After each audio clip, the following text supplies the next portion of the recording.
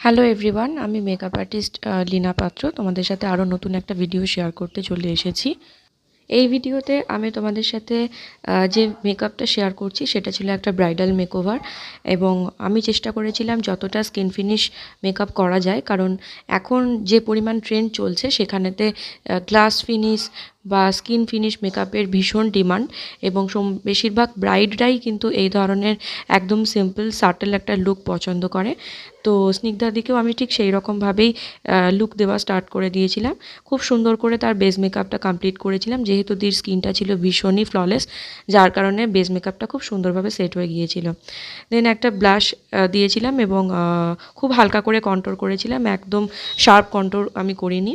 এবার যেহেতু bridal makeup সেহেতু আইসটা কিন্তু হেভি করাটা খুব দরকার, কারণ আইস যদি সুন্দর না হয় সেক্ষেত্রে মেকআপটা কিন্তু পুরোপুরি একদম নর্মাল লাগে। তো আইসটা একটুখানি হেভি করার চেষ্টা করেছিলাম, তবে দিয়ে আমাকে বলেছিল যে নিউডের ওপরে করতে, তো সেই কারণে আমি নিউডের ওপরে চেষ্টা করেছিলাম করার, এবং সুন্দর করে লাইনার এবং মাস্কারা পরিয়েছিলাম, একটা উইং আইলাইনার ক্রিয়েট করেছিলাম শ্যাডো দিয়ে, এবং তারপরে খুব সুন্দর করে হেয়ারটাকে বার্ন করে দিয়েছিলাম এবং গাজরা দিয়ে পুরো হেয়ারটাকে সেট করে দিয়েছিলাম। তারপরে ঠিক যেভাবে ব্রাইডাল মেকওভারের গয়নাগুলো পরিয়ে দেয় আমি ঠিক সেই রকমভাবেই গয়নাগুলোও পরিয়ে দিয়েছিলাম। তো তোমাদেরকে জানিয়ে রাখি, আমার আপকামিং ব্রাইডাল সিজনের বুকিং কিন্তু অলরেডি স্টার্ট হয়ে গেছে।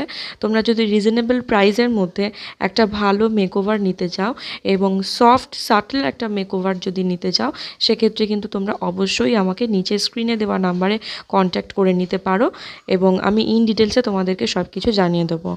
আর ব্রাইডাল মেকওভারের পাশাপাশি কিন্তু যে কোনো ধরনের পার্টি মেকওভার এবং রিসেপশন মেকওভারও কিন্তু আমি প্রোভাইড করে থাকি।